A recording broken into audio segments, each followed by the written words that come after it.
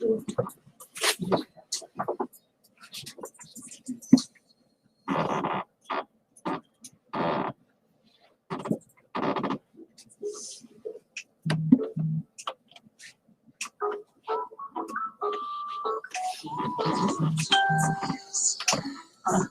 we on a sister ship. Come with us, we on a sister ship. Yeah, we on a sister ship. Go with us, we on a sister ship. Sister ship, we got it now. Come on, let's talk about it. Sister ship, we got it now. Come on, let's talk about it. Sister ship, we got it now. Come on, let's talk about it. Sister ship, we got it now. Come on, let's talk about it. We're my sisters, we got this sisters. You roll with me and I'll roll with ya. We're my sisters, we got this sisters. You roll with me and I'll roll with ya. Substance, sis. You know we on a mission, no games. Help each other get over some things. Yeah, We're trying to bring change. What's going on here? Now it's time to shine like flames. Let's talk about life skills, right wills, love heals. So we become the prodigy of conversation. Could be a really hot commodity stand. Together we unite and hold hands. Support each other's dreams and our plans. Doing everything we can. Come on. Just to show we understand. The power of a friendship. Life on purpose. Together we third. Yeah, let's talk. We don't want to see You heard and be here for each other. No matter the color, networking. That's for sure and perception. yeah, we on a sister ship. Come with us, we on a sister ship. Yeah, we on a sister ship. Roll with us, we on a sister ship. We are my sisters, we got this sisters. You roll with me and I'll roll with ya. We are my sisters, we got this sisters. You roll with me and I'll roll with ya. Sister ship, we got this. Now come on, let's talk about it. Talk about Sister ship, we got this. now come on, let's talk about it. Let's talk about this, let's talk about that. Talk about faith, let's talk about facts. Let's talk about living, talk about. We on a sister ship. We on a sister ship. We are on a sister ship. Hello, everybody. It is your girl, Stepfire. Today, we have an amazing cast, as you can see in front of us, panelists in the room. I can't tell you how excited we are as the sister ship. I want to just quickly say thank you to the parents, the students, the youth, John, Tiffany Cobling, Trinae. Are you in the camera, girl? Come on in. Come on in. And Terry Pickering right here from Gynesis Radio. We are happy to be here today because today it's about hate has no home. And it has no home here. So I want to quickly just talk about, because what we're going to do, just so you know, this is a youth takeover session. This is not about the sistership hosts. We're stepping out. Cass, we're stepping out of the picture because at the end of the day, we need to really understand that the youth is our future, right? They're the ones who are the voices that are going to carry on once we are old and gone, okay? But, you know, I know. But hey, that's what life gives us, right? You know, we got to grow and we got to move on and we got to pass the torch to our youth.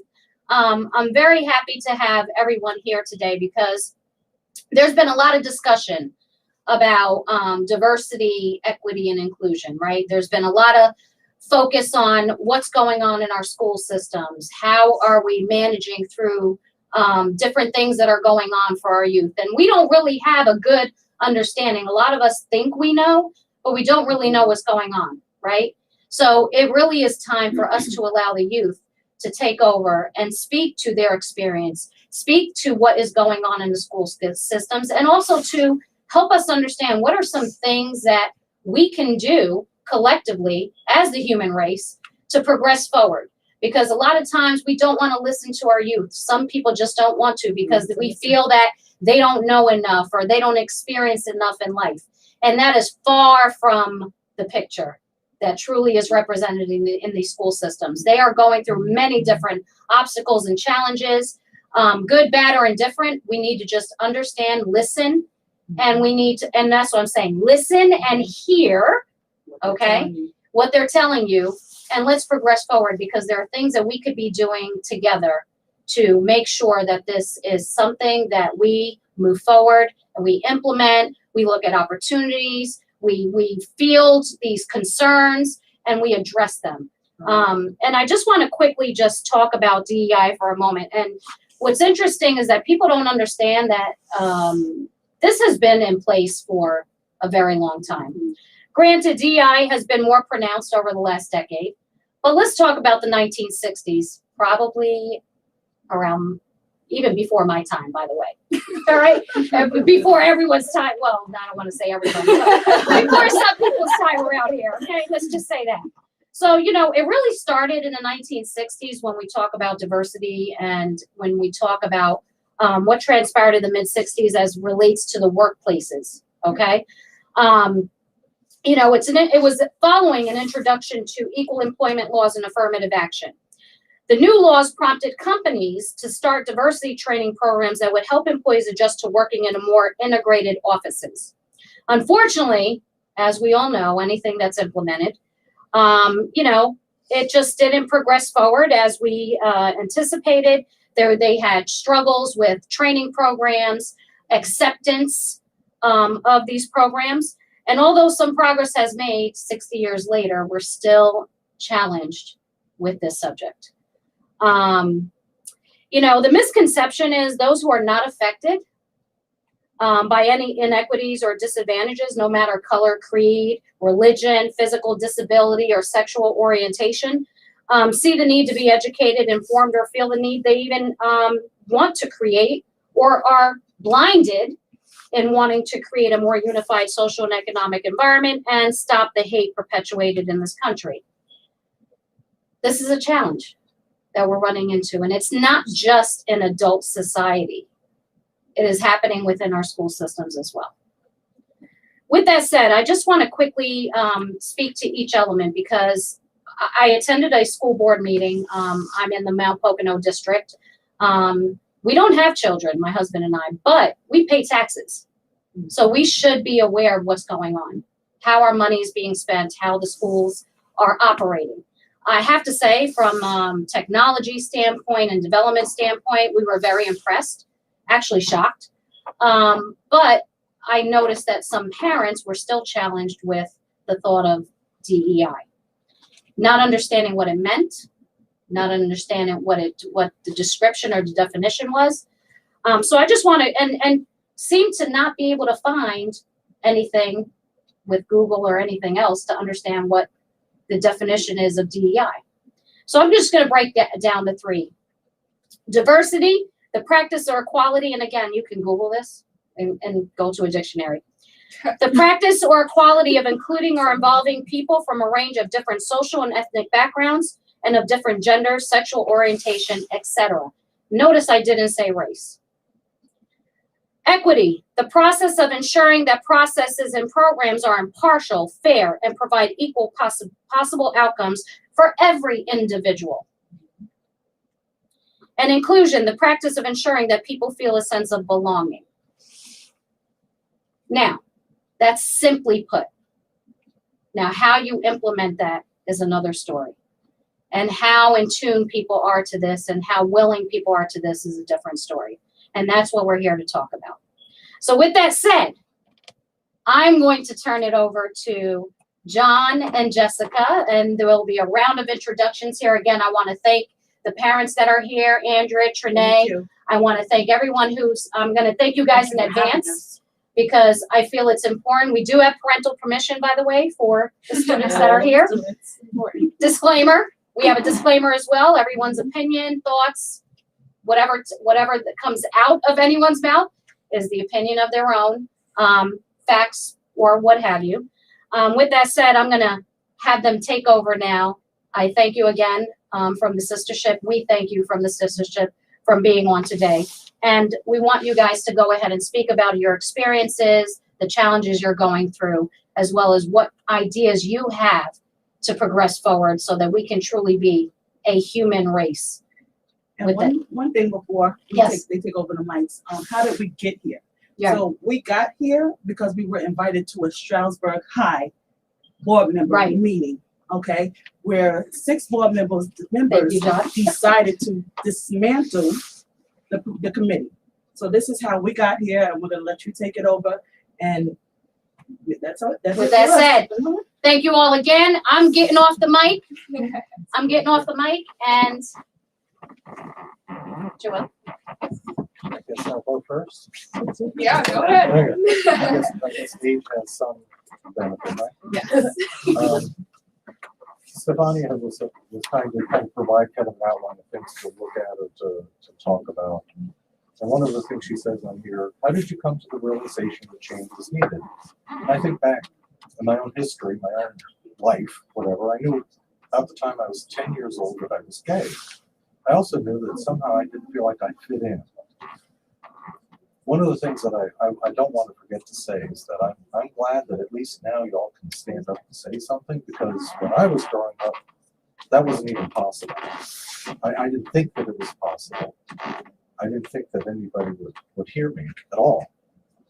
Now, luckily, you do have some people in the community that are listening and are responding and are taking up the cause. And so that's why I am involved. Not only am I gay, but my late partner was African American, and so for all of this, it touches very, very, very close to home. And so that's why I have become involved. I do have no children. I do have stepdaughters and step-grandchildren and so forth. But I am a community member. I pay taxes, and I see the need to be involved and to actively participate and to try to make things better for people now than they were when I was growing up, and better for future generations after that. So that's why I'm involved and why I'm here. Hi, my name is Jessica, and I honestly, DEI is important to me for a lot of reasons. I think, well, I mean, the most obvious, I'm a lesbian, and coming out in junior high school, hearing what kids would say, it was very discouraging at times, for sure. And I have become more politically active this year. But when I heard about the dismantling of the DEI committee, I was upset. But I hadn't really planned to really say anything about it. I had the Strasbourg School Board president reach out to me and ask me if I would be willing to speak and maybe find some friends that would be willing to speak with me. And I said, okay, sure, why not? And that's how you ended up here, and it's crazy to think, now we're here, and we're being able to be given the voice to talk about it. But I definitely think, while we all have similar experiences, they're not the same. I think DEI is important because, if you think about it, we really shouldn't even be here right now. The schools should be doing their job. They should be protecting us. We shouldn't have to be invited onto a radio show to talk about it in order for people to listen. So I think DEI is necessary because there are problems that have to be addressed. All right. So it's my turn. Well, do we want to do introductions? Yeah. Okay. So Yeah, I'm Julian, and I am here for the same reason that Jess is here, because I personally didn't know too much about the DEI committee that was within our district until I heard that it got dismantled. And learning more about how the committee worked before it got dismantled, or reorganized, as our board likes to call it, it honestly seemed like a giant step backwards in the way that our district wanted to be handled. And just hearing the kind of things that gets told by students within the halls and classrooms, it just seems like them doing an action like this makes it seem like they truly don't know what it's like for a student within the district, and that it almost seems like they don't even want to listen to us or take our opinions into consideration. So of course I went with Jess to have our voices be heard on the situation, and because of this, we're here today instead of, as Jess mentioned earlier, the school doing its own job. And so, yeah. and then I'm Jessica. This is John. Hi, I am Mateo. I am here for the same reason as Jess and Julian. I saw Jess ask some people, through social media if anyone was interested in going to the board meeting and speaking out. And I was actually supposed to have work that day, but they took me off, thankfully. So I did end up going to the board meeting. And, before that meeting, I kind of didn't really know anything about the DEI committee. But, through Jess and stuff, I learned about it and I was disgusted by the school's decision. Especially being there and hearing the board members argue certain things. It just disgusted me, and, knowing that something was different about me since about 7th grade, and hearing everything that students say all the time and the school doing absolutely nothing, it angers me, and so that's why I'm here. I know for the three of us too, I think it's important to note we didn't just go to the school board meeting.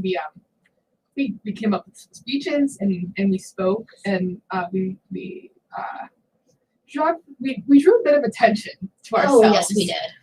For sure. So all right, Joelle. Hi, I'm Joelle. Today I am here on behalf of the East Stroudsburg DEI Committee, which my mother is actually a part of. And I'm also bisexual. And over the past few years, I have experienced lots of microaggressions, just like not very nice words said to me, also to others, which is why I kind of struggled to tell people who I was. But within the past year, I've become more open with my sexuality, and I've also begun to become more a part of political things within my district as well as outside of my district. And a couple weeks ago, I actually spoke at the East Stroudsburg Area School District Board meeting on behalf of the DEI committee, because even though we have one, it is still very much an issue within our community, as I've seen over the past few months, because I've been watching the board meetings and just seeing what people had to say about something. And then the fact that just because someone isn't directly affected by what's being said, they feel no need to learn or to become aware of everything that's going on around them. So me being able to speak today and at the board meeting, I'm hoping that I can change people's perspective on DEI as well as LGBTQ lives and everything else that's going on in our community. Thank you. I think that the way our school district is talking about it, they're like, oh, we didn't get rid of it, we reorganized it, which they got rid of it. It causes more problems. Essentially, what ended up happening, we had a bit of a controversial incident happen at our school, right around the time George Floyd was murdered. It was a very emotional time, I think, for the country, and what happened in our district didn't really help. There was a TikTok of a girl who it was very derogatory. She said something along the lines of, white people have the right to say the N-word because we created it, and black people say it because they do what all black people do, and they stole it. And this was a TikTok, and it went viral. Someone made it, It was everywhere. It went viral, and an actor from Jessie, Sky Jackson. she shared it, and when it finally got to that point, only then did our district say something. It had to go viral for them to address it. You have to have how many people calling from Twitter And to get them to do something. Exactly. Our school was getting threats and stuff, which that I don't condone either. But I think it speaks volumes. Like, this had to get to that point before you did anything about it. So anyway, the DEI at our school stemmed from that. They said, well, we need to address this. So from what I understand, high school principal sent out, or maybe on our level it was the high school principal, but I believe the superintendent might have even sent out something to the district teachers. If you are interested in being on this committee, please let us know. So the way the DEI was functioning for a while, it was within the district. It was teachers, a few alumni, and a few students. But there were some people in the community and on the school board who don't believe in anything DEI stands for. They don't believe in diversity or inclusion of any kind. and they believed that the private committee we had, that they were hiding things, they weren't being transparent, and something that's been brought a lot about is how DEI is just a disguise for CRT, which these people are like crazy about. Yeah. So ultimately, our school board made the decision to, like I said, reorganize this committee. But what they fail to address is when they reorganize this committee and open it up to whoever wants to speak, they're allowing racists into the conversation. They're allowing homophobes into the conversation. People that you can't have a DEI committee composed of people who do not believe in DEI. Yes. That's very true. Okay, I want to step in here. Yes. As hopefully many of you know, if you don't know, the first board DEI committee meeting was on October 4th, and I printed out the minutes. I'm not going to really read anything from it. One of the things that there are a couple of things that are worthy of being repeated. They acknowledge that diversity is a fact and that equity is a choice. And this actually comes from the work of Dr. William Glasser, who was referenced by in a presentation by the executive director of the Colonial IU20 to present the perspective. And this particular Colonial IU20 director is actually on the Pennsylvania Department of Education DEI task force. And he has credentials, and what he's speaking about, he speaks with knowledge. I was actually heartened to see that they had brought in somebody who was kind of an expert in the field. And what I want to say is that we have to take what has happened. It's time to move on and to take what they are giving us, which is this board committee. The chairman of the DEI committee did open it up for public comment, so we had the opportunity to participate and to address those who were gathered. Wedged in here like little sardines. Ooh, wow. I want to try to start focusing on the future. I want to start focusing on what it is that we can do by continuing to participate, going to meetings, speaking up. I think it is very instructional and very powerful for the students coming forward. We know the students back in the beginning of this year at Strasbourg wrote a letter addressing issues in the school, a copy of which I had printed out and I've read it 100 times, if I read it once, right here, speaking to the issues of racism in schools. Something else that I've been working on too is looking at, and I want some feedback from the students here as to when things happen in the schools, what happens? In other words, Nothing. Well, but some things must happen. I mean, go ahead. As far as I've seen it, the most that usually happens in the school is to start off, nothing happens until something like goes wrong to the point where the entire public knows about it, or there's actually public backlash. But if, for example, if the student body was just complaining about it, the school would not do anything about it. They would not try to take action to prevent this thing from happening. But when they do something, at least through the TikTok situation that you mentioned earlier, they usually write a very strongly worded letter, post it to their social media, and that's it. They do not take any actions to prevent such a thing from happening again, or anything of the sort. Seems as if they only do it to save themselves and their reputation. Exactly. And it's not just like it's one school. I mean, we all attend Strasbourg High School, or the three of us. I know Joelle, you go to East Strasbourg. But since we have spoken at the board meeting, there has been action. We've been meeting with our principals, but that's only one school in the district. You know, it makes me wonder how other schools think. Big problem in the district occurs in more the middle school and the junior high, more so than the high school. And so the high school taking action is great, but then what about the rest of the kids? Do you find that to be the case in Strasbourg as well? In East Strasbourg, I've definitely seen it in both. I just came over from the middle school this year. So with my experience there was a lot going on, and then teachers kind of just stayed out of it. It's that they didn't want anything to deal with the issues that were going on. And as I've gotten into the high school, now a lot of it is coming from the teachers, and it's also coming from the students. In the middle school, it was more students, but now I'm kind of seeing it everywhere. And then when it's being brought to someone's attention, they'll do something, but they're kind of just doing the bare minimum to save themselves or to just keep it from getting larger. But they really don't find a way to just completely like out the issue. So it's a combination of a lot of things. So my sense is that I feel like nothing's being done.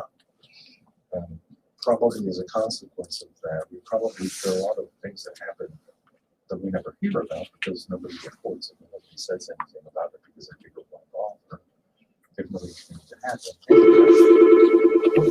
We have this call. Oh my gosh. I'll take the call. It's state representative. Hello. Go ahead. Hello. Hi, Maureen. How are you? We're pretty good. Okay. Do you have a comment? Mhm. Yes, go ahead. Am I on the air right now? Yes. ma'am. Okay, thank you. Hi, everyone. This is State Representative Maureen Mack. And I've been listening, and I'm so grateful and just so grateful that you all are taking on this topic, and then you have John there as your guest. When you're talking about the PI program, you're talking about the school board, and you're talking about who the members of the school board are. It makes me think about Dr. King's I Have a Dream speech, when he talked about how we can't walk away from this march being all proud of ourselves, that we have, come together, we've marched, and we've demanded, equality. It's not enough to do that here in this place. We have to go home and do that work. And I think about when the school board, when we elected Nico Patterson, the first African American school board member, and then elected her president, and then shut her down every time she tried to do something that would expand the board, that would improve the equality of education for students, and tackle the DEI program. This DEI policy committee that they put together was over 40 members. It was teachers, it was administrators, it was people from the students, like the students who wrote that letter, and they completely shut it down because they're control freaks and they want to have a DEI committee, but they want to make sure it's not too diverse. They want to make sure it's actually the really big issues about what should be read in schools and how diversity and equality and equity should be taught in schools. So, Well, and ostensibly, part of the reason thank you for. that they say that they got rid of that administrative DEI committee wasn't transparent. Yet I went on, I only found it today, and so unfortunately I haven't had a chance to review all of the documents. But all of the members are listed. That seems pretty transparent. Agendas and minutes of their meetings were all published on the school district website. So that seems pretty transparent to me. There's nothing secretive about it. It was being dealt with internally, but because people are never satisfied, they're like, they want it to be open to the public. And unfortunately, opening to the public means opening it to people. And then we don't get anywhere. And thus destroying it from the inside. Yeah, exactly. It's the whole point of, the act of making it public just destroys the safe space that any student or anyone who would want to go there to have their voice be heard. It's absolutely gone. I personally wasn't there for the new public DEI meeting, but from the things that I heard, it just sounds like if you went there to talk about, say, an experience that you had, or if you actually wanted to get change done, you would get shut down immediately because every single person that talks there just seems more as if they wanted to harm it rather than help it. Yeah. And Maureen, I just want to thank you for calling, because I obviously you do so much for our community, and it means a lot. Especially to have someone of your Status. call in. Let me just say that thank you for that. I have a little trouble with the delay and hearing, so I apologize if I'm talking over you. Plus, I'm old. If I don't say it, I It's okay. I would like to say, thank you to you. Thank you for your kind words. This is my job for which people elected me, and I get paid. Thank you to all of you, because you're the people in the community who are shedding light on this.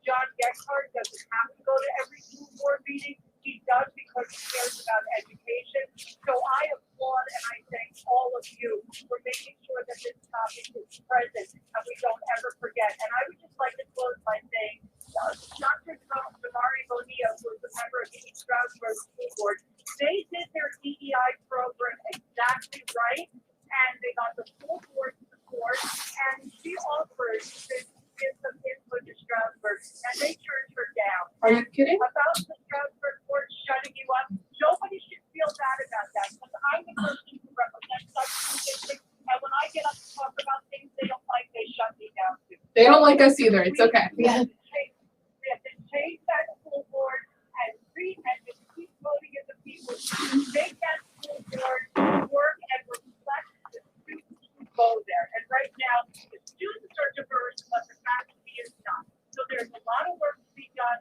and I'm in it. Whatever anybody needs, all they need to contact me. And thank you for all that you are doing. You're all just wonderful. This is wonderful. I'm constantly talking about issues that are so important to the community to represent all of us. Thank you. Thank you Thank very you. much. You're Another call? Speak to Tiffany for a second. You live on the air. Oh, goodbye. Wrong number. So, wow, that is a lot of information to. She was actually at the board meeting that I spoke at too, and she Maureen? said a lot. Yes. I know her personally. She's fantastic. I love her. I go back with Joelle. We were in a show that Shauna Flick has together, and East Stroudsburg's board meeting was after the Stroudsburg ones. The three of us spoke at, and I saw you post, and she was like, "I'm speaking at the DEI meeting." I was like, "Oh, twins, okay." And I saw what you had to say, and that was incredible. Thank you. Well, I think, what I mentioned about all these school board meetings, because I think it's important that there's always been a bit of a thing between the boroughs, a rivalry that transcends just football. Like we can't do something like they do because we're better than they are, or whatever, whatever. It's nonsense, of course. But from my perspective, when I found out about what's going on in East Stroudsburg, and I actually so what are they doing there? What is it? It seems to me like you already have like boots on the ground, as they say, actually undertaking the work. Because I found out recently that there are actually DEI committees in the secondary and schools in the Stroudsburg School District. I've talked to some of the faculty members at the high school who are part of that, and they're not really doing anything because they're waiting for leadership from the school board to know how to kind of proceed with what they need to do.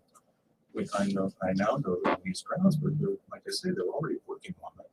They're doing staff training and other things and all kinds of stuff, really, where they actually have a person working on that in the schools with the staff, with the faculty, already engaged in that work.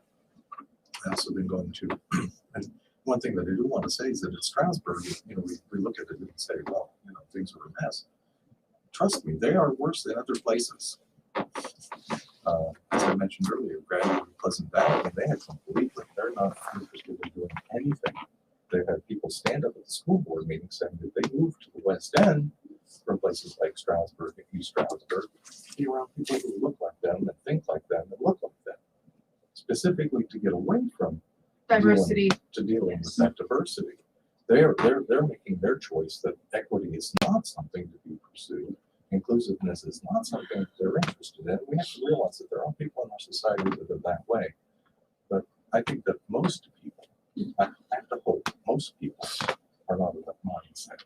And then eventually we will be able to, by doing things in the school where we address it with students that are maybe more approachable.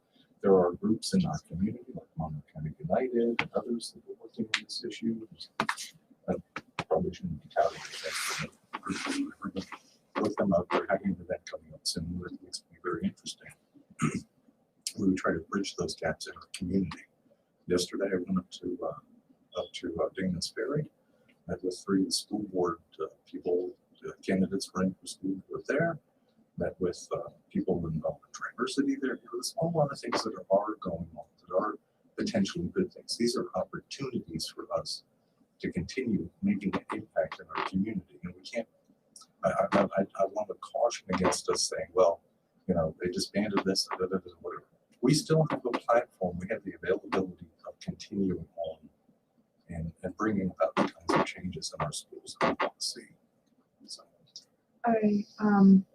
I just wanted to ask, I was thinking about it. I know. Oh, Mr. Johnson. Go ahead. Yeah, my name's Darren, and I'm from the Brothership. I have more of a comment than a question. And first, I want to thank the youth that had the courage and the fortitude to come out and share their perspective. I think that that's the first step in acknowledging the opportunity that we have with respect to the diversity, inclusion, and equity platform. But the next thing, it's more of a recommendation as a student of history, you guys can be the change you want to see. And when I say that, respectfully, now you've got to take this message and then build coalitions, because right now, life is different regardless of our politics.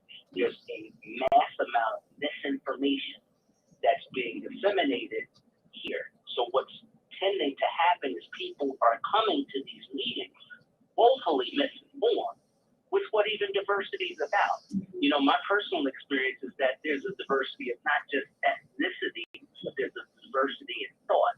There's a diversity in process. That's the actual winning or the order winner in true diversity. So you guys keep making it happen, and we'll be there to support you. Thank you. Thank you so much. That's what it's going to take, is people within the schools, people in the community like me, who care, who know that something needs to be done. I'll be honest with you, I had a couple of people trying to dismiss me and my involvement in this because, hey, I don't have any kids. Never have had any kids. But guess what? I went to school here and I care about my community. When I see my mother's motto kind of was, my mother wasn't one to like teach me by saying words. She did like my late partner used to say, actions speak louder than words. But Mom's motto sort of was, you know, if you see a need and you can do something about it, you do something, which by its very nature indicates that there's some things that you can't. You know, I can't do anything about wildfires in California, okay? There's really not much I can do about that. But there's things in my own community right here that I can do, that I'm obligated.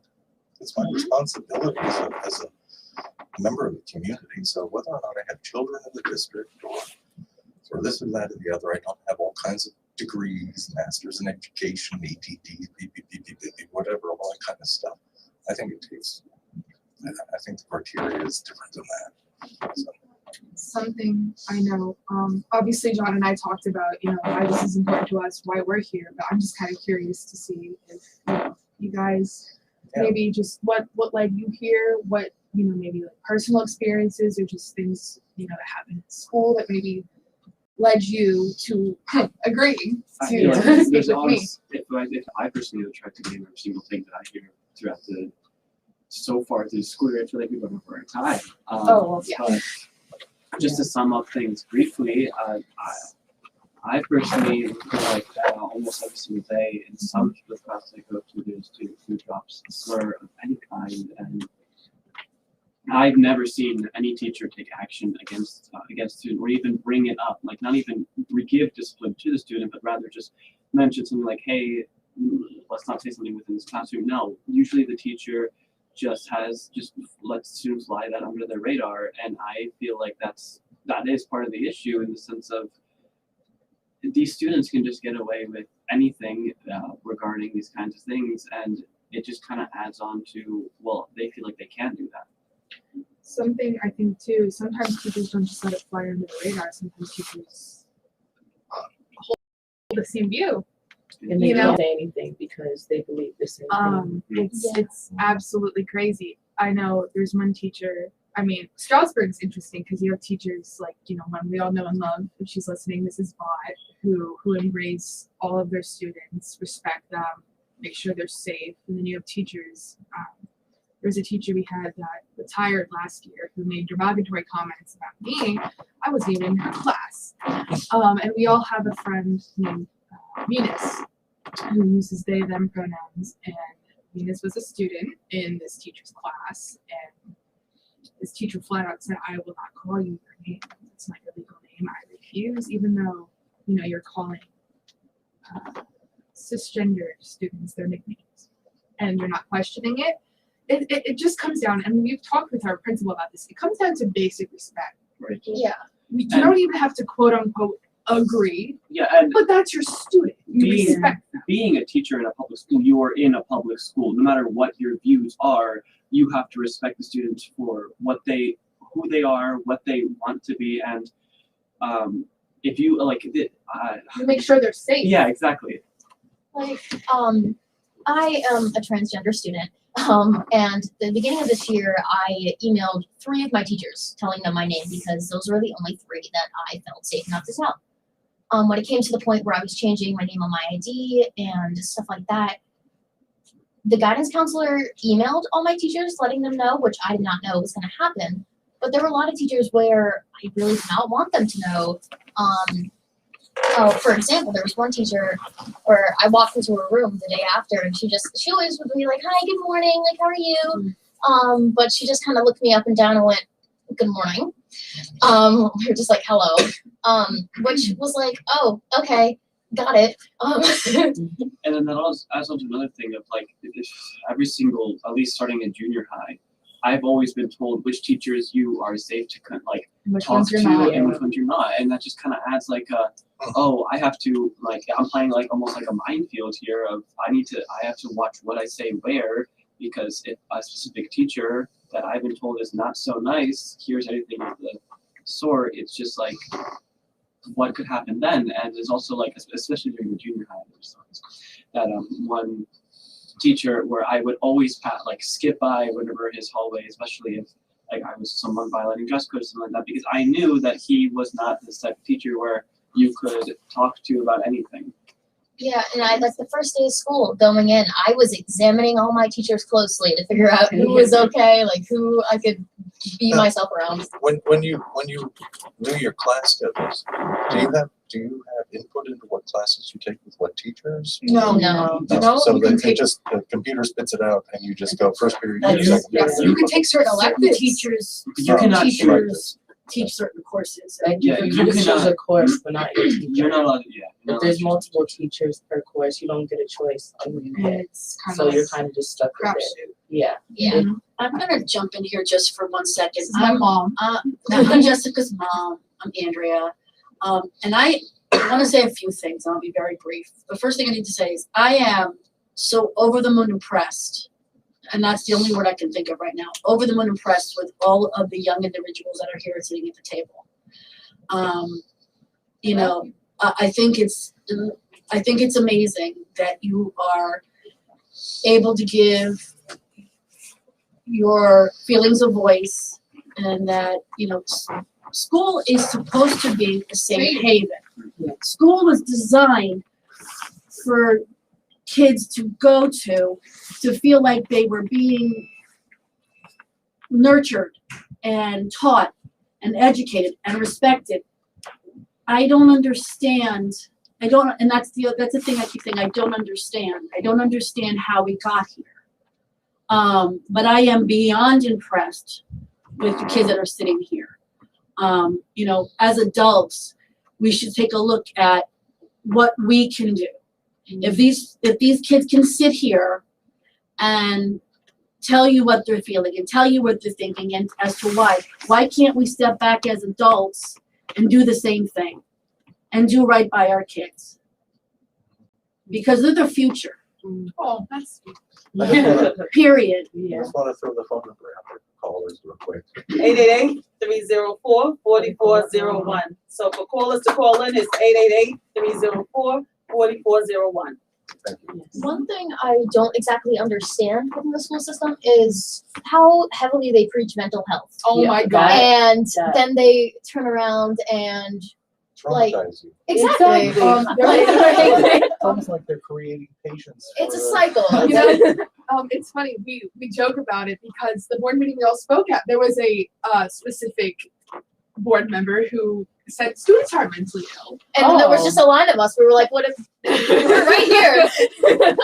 You know, and I think Maureen, when she spoke before, she said, you know, how the staff is representative of the students. Something, and I've talked to teachers about it. How are we a district, Stroudsburg? How are we a district that is 52% people of color, and we have 3 teachers of color? I mean, Wow. We have school that district. issue. We have Entire one district. person of color. Are you a teacher? And that's where? What At school? High school north, we have one Right, black North. teacher. North. Okay, so you go to North. My mother was the other one, but she ended Got a up call? getting a new job. So we have one. Wait, no, there's 2 Got a call. actually. There's a Gotta new, call a her. new Gotta one. 1 second. Sister Shit, we got a caller. How are you? I'm good. This is Mama C, and I just want to say bravo to everybody who's sitting there on the panel today. And double bravo for Jessica's mom. You know, we need to start. We keep preaching that children should respect adults, but very rarely do we hear that adults should respect our children. Absolutely. And especially our young adults. Because you know what? Everybody's trying to play God, but nobody wants to be human. We need to practice being humane Absolutely. and start acting as though everybody matters. Right. Not you know, just who we want to matter, but everybody. We all matter. Right. And that's so important. And until we all get that and start respecting each other and let God do God's job and we do our job as human beings and love one another and support one another, nothing's going to change. So we, right here, this is a sign that we can begin to make change when we respect each other and we open up ourselves to one another and begin the process to making the changes that are essential. It begins by listening, communicating, and embracing who each other are. Right. That's all I have to say. Continue on. Great conversation. Thank you, Mama Thank C. you. Absolutely. Thank you. Respect it goes 2 ways. Yes, it does. You cannot expect your students that you have, children that you have, to completely respect you if you completely disregard anything they say. Exactly. I think yes. Yes. Yes. Okay. Wow. I have so many thoughts. Right So now, too. let me ask you, Joelle, you're coming from a different, I don't want to say I'm just, It's a separate North. district. So Yes. so talk about North because well, I think your experiences are somewhat just a tad different, I've heard but you things also about have yeah, there's a lot going on there. going on at the moment. Well, this is your platform. There's a platform. Let's do We it. have a very large Hispanic population in our district, and I know of one Hispanic teacher that I have myself, and I haven't seen We have none. others. So I'm just like, you have a very large population of Hispanic students. So let's say they have an issue, and you want them to go to a white person and tell them their issues when there is no way for them to understand what they're going through as a person of color. So our lack in our district is just POC representation, because if you have a student having an issue, they're going to want to go to someone who looks like them, someone who has similar issues as them, to be able to talk about what they're feeling. And that's a very big lack, because I know people that are just like, I'm not going to guidance. Like, I have a big problem, but I know if I go, that this is not going to get anywhere. It's either going to get worse or nothing's going to happen at all. So they end up just keeping things to themselves, which then goes along with the mental health issues that we have within our district. The teachers don't seem to recognize, because in our district we have this thing called Wellness Wednesdays. So every single Wednesday we stay in home for an extra hour, and they do like SEL activities which really aren't doing much, and then they want to preach about how mental health is important. Then have students staying up to 2 a.m. trying to complete an assignment that you gave them. No, How- I just want to jump in here one more minute, and I promise I will not take it. You talked about the guidance counselor. Oh, you're gonna pop off, Mom. I have a personal situation. In the Stroudsburg area school district, this was several years ago. My son was struggling. He transitioned from one of the elementary schools into the middle school. And I took it upon myself to speak with the guidance counselor that was there at the time, to try to intervene, to see if he could at least meet with my son once every 6 days in a cycle. Now, I didn't think that was really an outrageous request, given the circumstances. I felt that that was something that was in the realm of reason. Not only was I shut down by the principal, it took me writing a letter that went to the Board of Education and sat on the superintendent's desk to get a phone call. And now we know where I get it from. After that phone call transpired, there were several meetings, and I actually had a meeting with this guidance counselor, sat across from the table of this guidance counselor, and he said to me, after I had spoken to him and said, listen, this is not my first rodeo. I myself was born with a disability. I kind of know how things kind of sort of work, and if I'm asking you as a parent to help intervene on my child's behalf, and he has a GIEP, which is a gifted individual education plan. You can look it up. It's within my rights to have that. Then you need to accommodate. And this guidance counselor turned to me and said, I'm sorry. I just didn't know how to deal with you, given your situation. My situation is that I'm also disabled. And for that guidance counselor to sit there and belittle me and dismiss me because he didn't feel he could talk to me because I was disabled, and that I was projecting whatever it was that he thought I was projecting onto the situation, had nothing to do with my situation. I wanted him to help my son. You know, I listened and I heard this story, you know, previous time when we spoke. And this is where I think, you know, again, when we're talking about this show and we're talking about you guys speaking out, it is about everyone. It is about people of color. It is about people who have specific disabilities. Yes. It's about LGBTQ Yes. community. It's a holistic picture. It's about differences in individuals, regardless of anything. And it goes back to even when Darren from the Brothership mentioned, you know, about even diversity of thought, you know, and I think the problem is, and you said it best, Joelle, when you said, you know, I have, you know, there a huge percentage of Hispanic community, right, in the school system. I have one teacher. One. Yeah.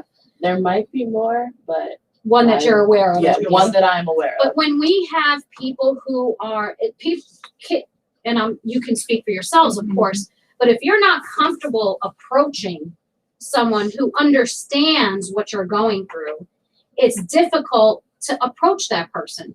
I cannot speak for someone who is a person of color. You know, I cannot, I've not experienced what you've experienced. All I could do is hear, listen, and hopefully help.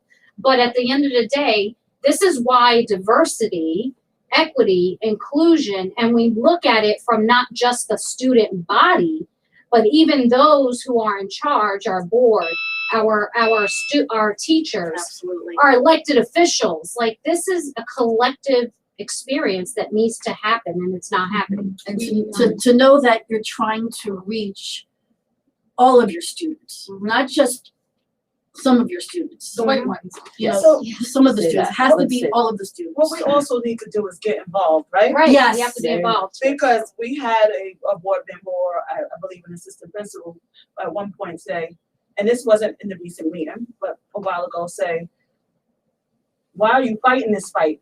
Look behind you. So I'm saying that because when you look behind, There's nobody there. there's nobody there, Nobody and there's there. nobody that's getting involved. Right.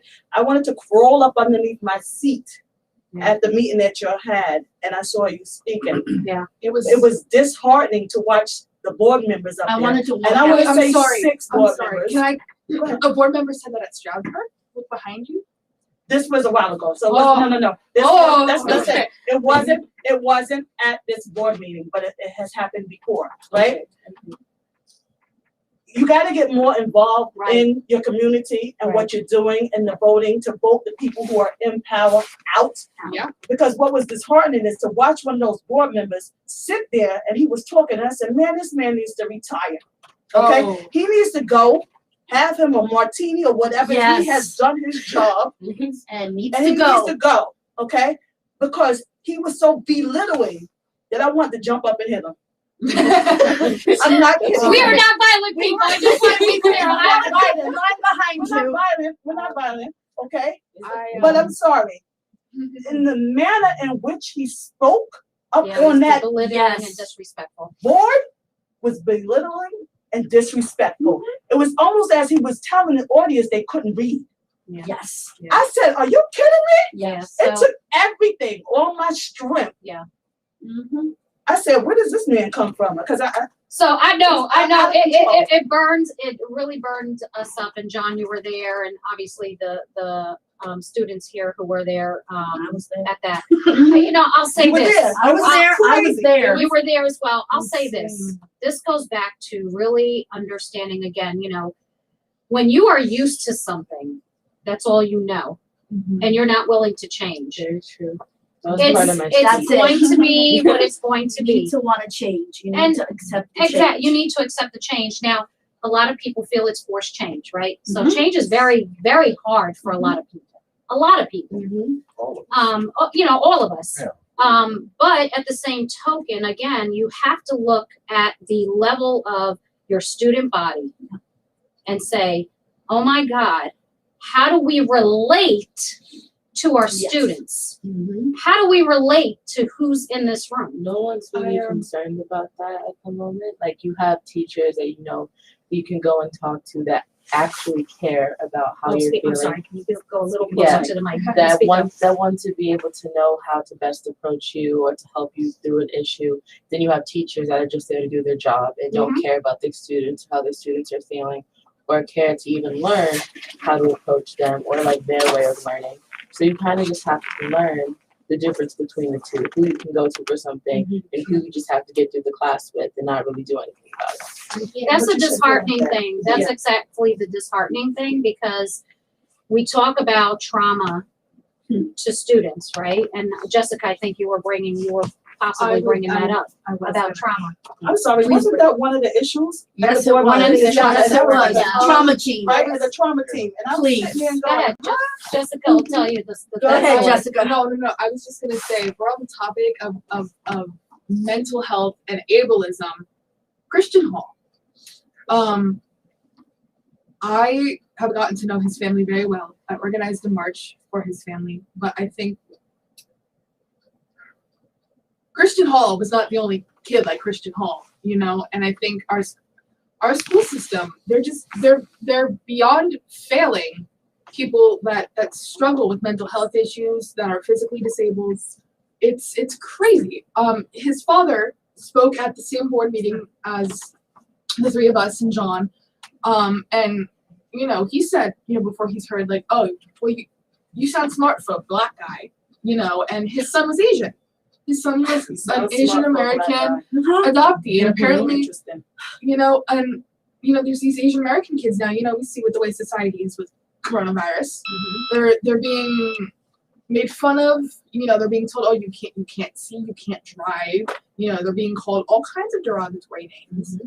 And it's atrocious. And, you know, at the board meeting, students don't have mental health issues.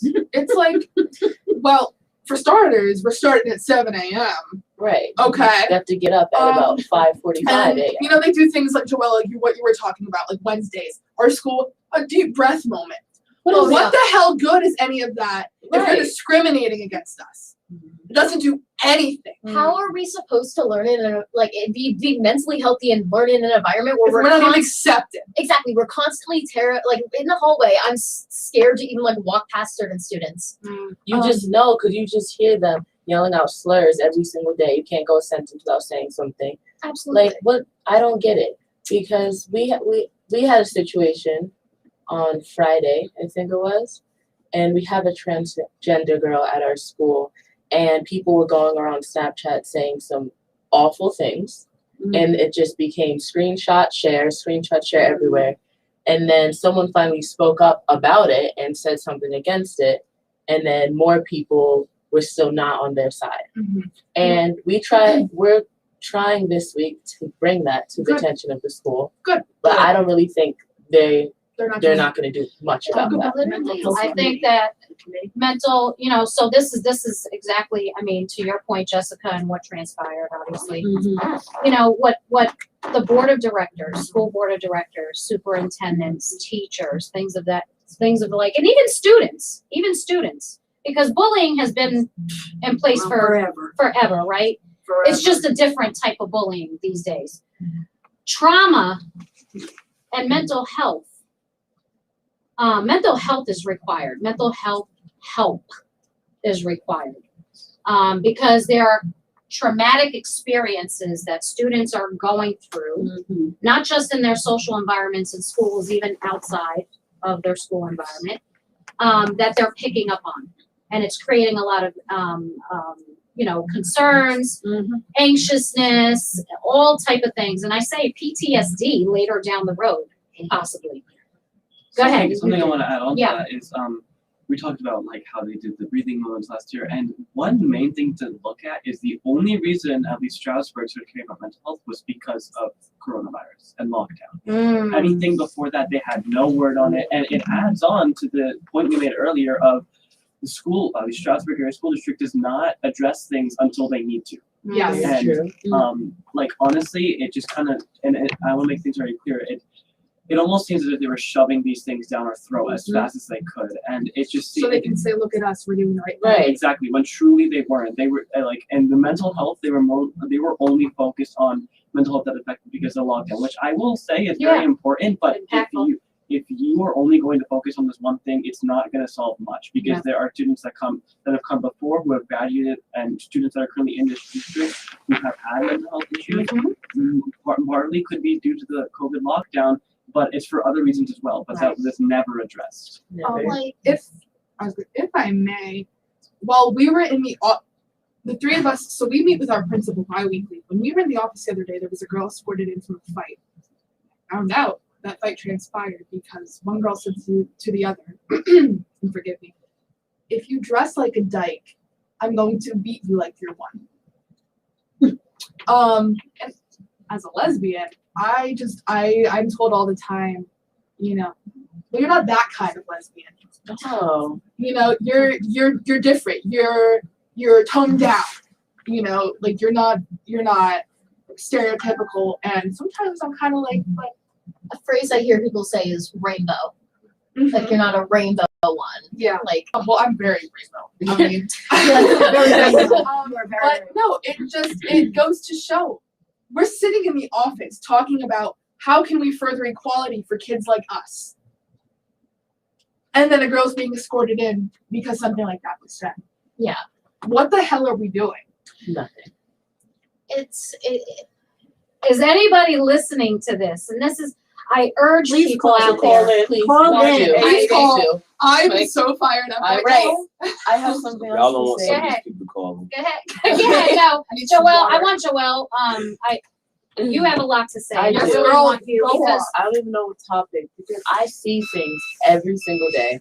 I experience things every single day.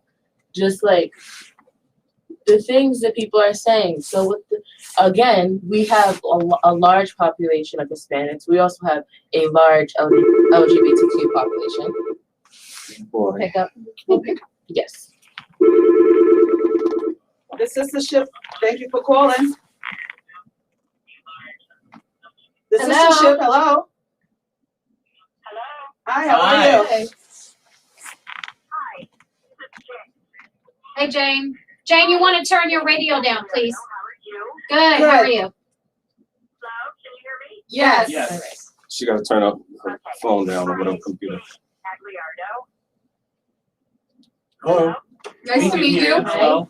go ahead. Okay, it's Jane Gagliardo.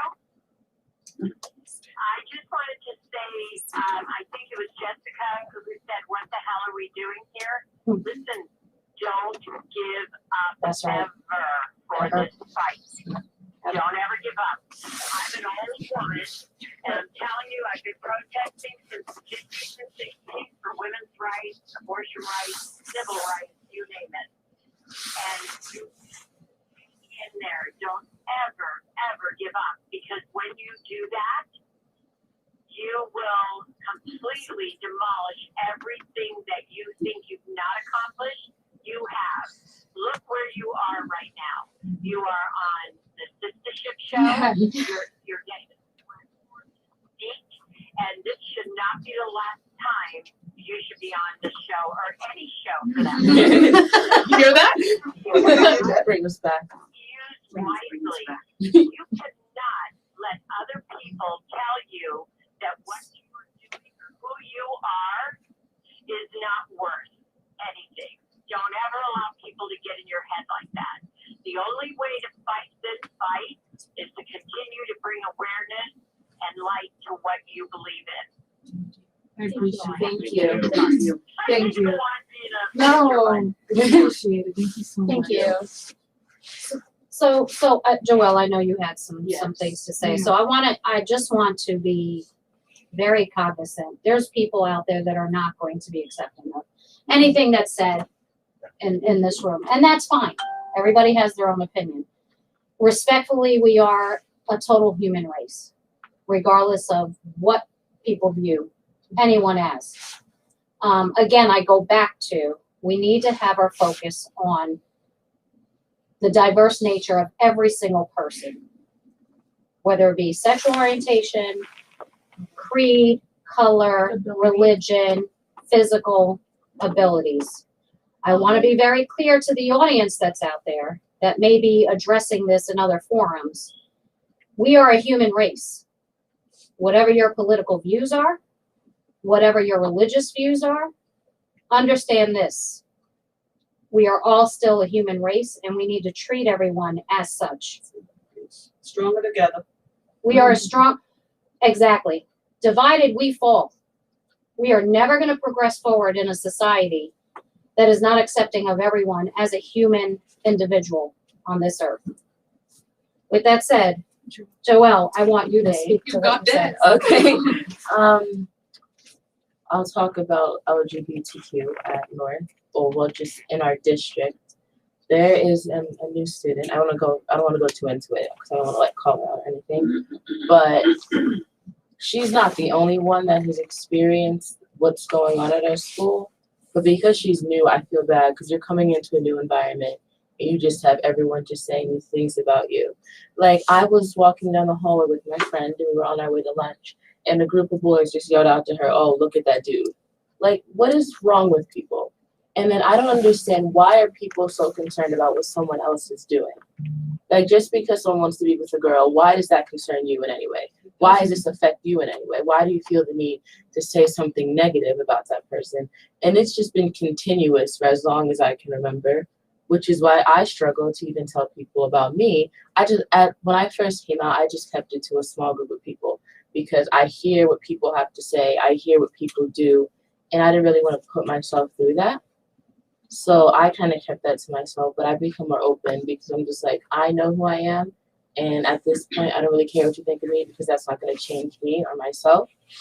But at my school, we have a GSA, a Gay Straight Alliance, and the person that runs it, she's wonderful. She's like one of my favorite people. I don't even have her as a teacher, but she's very good. And her daughter is a lesbian, so she like has background information, and she's very supportive of the students in our school without even like knowing them. Like, she likes to reach out and make sure people are okay because she understands what goes on because of her children. So as far as LGBTQ, I believe it's a very important issue that we need to talk about, because even though like we have our group set up for these kids, lots of things are still going on with this issue that people aren't really bringing to the surface. But my hopes this year is to try and bring these things out so people, like obviously people know, but if you're not going to explain to people what's going on, change can't really happen. And then you also have those that know and just have no need or no want to like do any change or be a part of the change. And this also comes back from like generations of people that were taught a certain way and are just ignorant and don't want to like help, don't want to change their ways because they feel like their ways are right. And I just want to interject one thing. I have a note here. I don't know where I got it from, but as you're saying this, it's like I wrote down here, the DEI committee can be a platform for the education of the public. This isn't just for inside the schools. You're talking about people having grievances. We know that when there are incidences in the school and one of the fellow students is involved, they got that from somewhere. Where does that come from? There are a lot of possible sources, but usually, the parents are probably involved in that somewhere. Most of the time. I don't know why I wrote that down, So, but you're kind of speaking to that because of what's going on in the community as a whole, and there's a rejection of that. But part of it seems to me that a greater purpose for a DEI committee and the work of the DEI committees in the school systems isn't just for the people, for the students in the school, but it is something, it is a part of the public education of the community as a whole. Okay, I want to, if I didn't get that, So, I couldn't miss it. really quickly before everybody speaks, I had the quick opportunity to take a look at a video that came out on Friday, Dave Chappelle's, right? Okay, I didn't wait before anybody gets upset. What I am referring to here is DEI is a diverse with everybody, right? The platform happens to be LGBTQ community and everybody in the school. You all get your word out because you stick together and everybody brings that out. See, everybody wants change, but not everybody wants to come out for change. Okay, so a lot of people have an opinion that, oh, we always fighting for the LGBTQ community. Right? Keep dragging the big stuff, right? It's okay. But it's because when we try to get a diverse and have everybody coalition in, look at what's behind us. Because I can't even tell you how hard it was to pull us together. Okay? Also, with the factor of mental health, it may not be right for you, it may not be right, but it is an important factor to people. And if you have the right person in place in a school that looks like me, or looks like her, or looks like you, that a child can feel like they can go to and talk to, that makes a huge issue, a huge difference. I'm sorry. So with saying that, we have a bus driver who clearly we feel as if he doesn't know how to deal with the kids of color. He's been on this bus for a couple years. I've had discrepancies with him, but I kind of left it alone. Okay, my kid rides the bus. I don't want her to have any issues on the bus. Let me, whatever, because I know how to bring the heat. Right. But let's work this out, right? So he decides that during COVID this year, because now I'm fed up, right? Because he decides during COVID this year, because there were a group of kids on the bus that, I don't know, he couldn't control. Now he can't drive and drive and control a bus, but understand that you have to, even if you're driving, you have to be able to control the kids that are on the bus. Okay, so he stops because he doesn't like, I guess, what's going on the bus or what's happening. But he was so pissed off that instead of him bringing those kids home, he turned the bus around and went back to the school. So I called the school and I said, I'm sorry, but during COVID, you turn around with kids on the bus and go back to the school? I don't understand. So I called the school and we went through some scenarios and they said they would take care of it, slap on the wrist. Don't get me wrong, the principal is great, responded back to me really fast. We all, okay, no problem. Kind of left it alone. They were looking into it or whatever, but then you call and you kind of don't get anywhere. So I'm like, you know what? Enough is enough. We had another incident this week, right? Well, we actually had one of our people, Miss Hillary, used to go down and get my kids for me. The same bus driver called the cops on Miss Hillary. Okay, and we were like, what? So that was one issue that we just left it alone. The second time, well, the other day, I went down there. I finally had enough. I went down there this week and I spoke to him. And he says to me, oh, and your child is one of them. And I said, interesting. If my child is one of them, why am I just hearing about it now? This has been an ongoing issue, right? But because I decided to confront him, he's going to tell me, oh, it's one of your kids too. So I wrote a nice little letter to the superintendent and the principal to let them know if this is an issue with my daughter, because believe me, first and foremost, I asked her, what did you do to contribute to what's going on in this bus? Because you need to tell me before they tell me. Because if they tell me before you tell me, I'm getting in your ass. Excuse me. That's how I roll. Okay? That is how I roll. Does that sound okay? So, with that being said, this has continued for a while with some of the kids on the bus. So we're like, okay, well, we'll do a petition. Now is enough.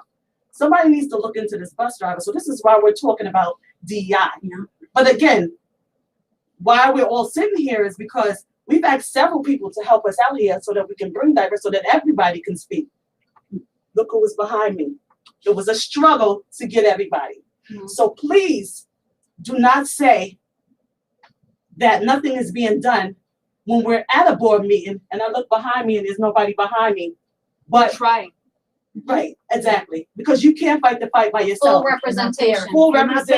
Full representation of the people who are having issues needs to be there. Absolutely. Okay. Also, mental health is huge. Okay. So we can't discredit it because there are people that need it. My family, I happen to have a lot of people who are with mental health issues, right? And I know about it and certain things. So certain things help them, but we all got to know how to help an individual or how to help that person. So yes, maybe more mental health in the schools. It's huge right now because we're all struggling, right? Everybody, nobody in here can tell me they ain't struggling because we have 17 months of going in the house. Hibernation. Okay. So if we're going to be about it, we got to come out. We got to vote. John called me up and he said, Tiffany, I need you. Oh, okay, no problem. See, because I wasn't always at the board meetings. I would go to Zoom and I wouldn't say much because it was, I had my stuff going on. But you know what? Somebody said to me, you got to make, I think it was you, Stephanie, or somebody said to me, it's only once a month.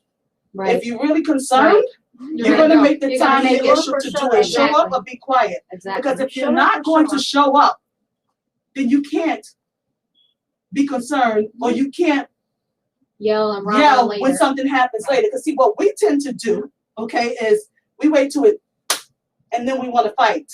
But so Tiffany's a little passionate right now. And then we want to fight. But we can't fight if we're not there to see what is going on. So if I go to anybody in my community, a lot of us don't even know who's on the board or who's on the ballots. Yeah. Who is voting? Who are we voting for? No one has even taken the time to probably Google who's on it or no. You know what I did last week? Googled everybody. Yeah. Tell me who this person is. Tell me who this is that is going to sit on this board. Because I need to know. Because who I saw on the board, that was scary. I said, holy crap. So Colonel Sanders. So let's take it a step back because I think we're in a phase of this discussion because I know we could be talking about this forever and I just want to be cognizant of time and the audience and obviously everybody here. We know there's opportunity, huge opportunity. I've said it right in the beginning of the intro, right? That there's obviously not a clear understanding or education. And John, you made mention of that as well. The parents need to be educated. I experienced a parent that didn't even understand what DEI was, nor looked in the dictionary to really get a clear understanding. But neither here nor there. The whole point is we have to be educated, okay? Because the problem is, again, misinformation that is being fed to individuals to really take us away from progress. And really, you know, we're always about fighting each other. And whatever it is, it's COVID, mask issues, vaccine issues, race, you know, sexual orientation, blah, blah, blah. This has been a constant struggle in society forever, right? The question is, how do we move forward? And I think for the youth here, you know, Paul, I hope you don't mind not calling you the youth, because I'm almost 50, so I'm just throwing it out there. I may not look 50, I'm almost there. But for the youth, right?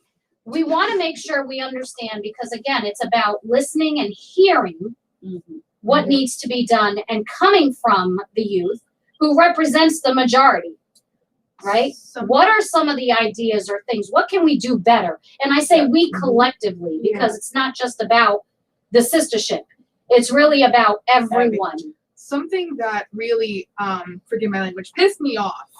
I attended the same meeting as John. I attended the first meeting of this new reorganized public DEI committee, because I'm like, if I'm gonna make such a fuss about it, I'm gonna show my face. Okay, I'm not gonna like raise holy hell and then not show up, because that's just not how I roll.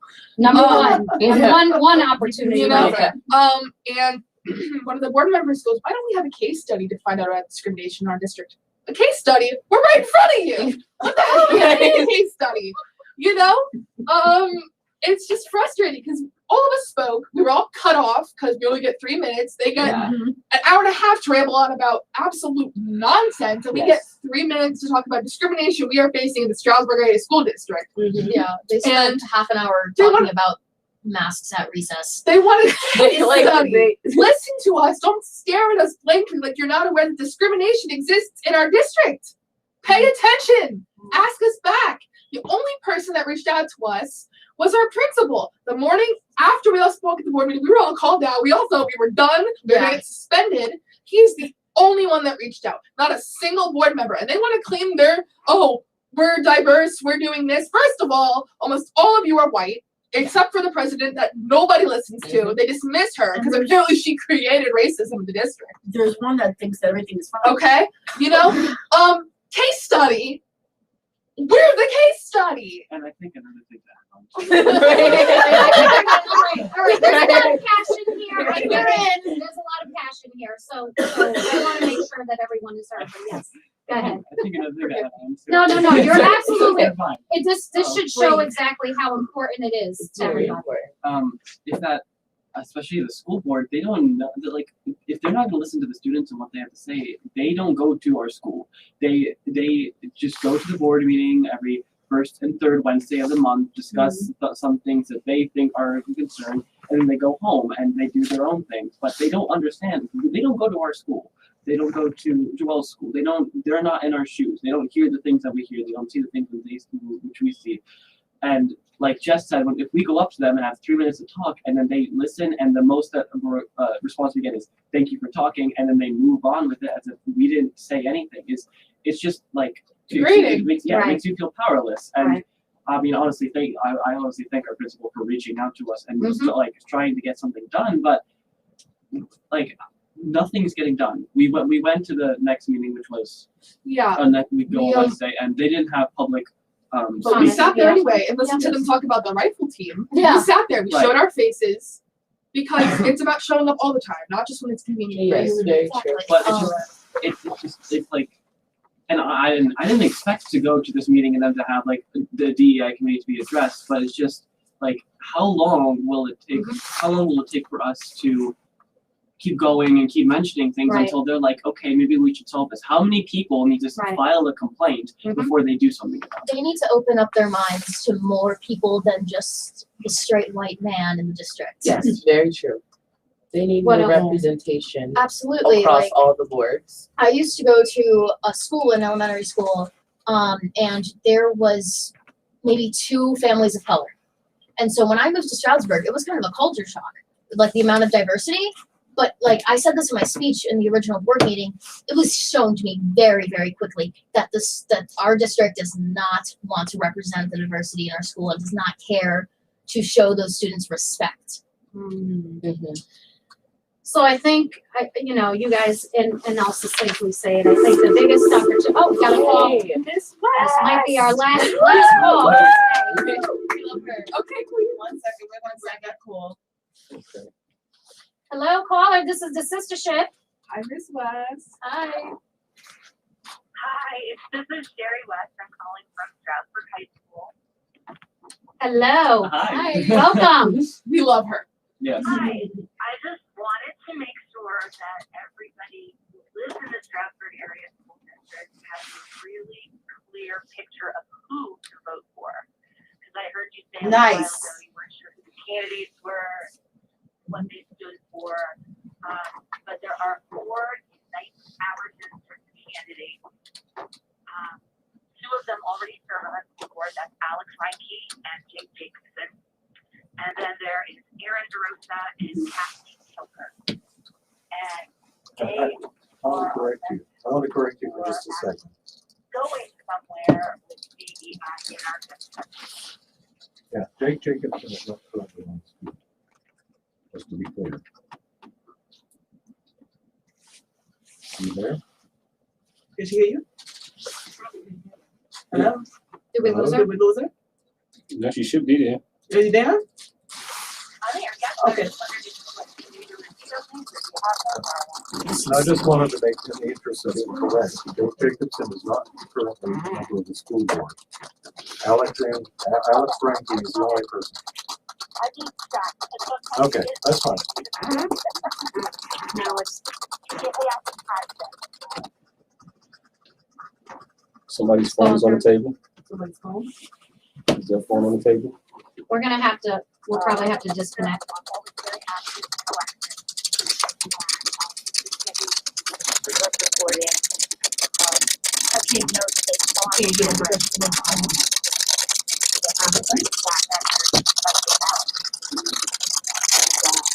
We're getting a lot of feedback, so we're gonna disconnect. Disconnect right now. Yeah. Yeah, we're gonna have to end this right there.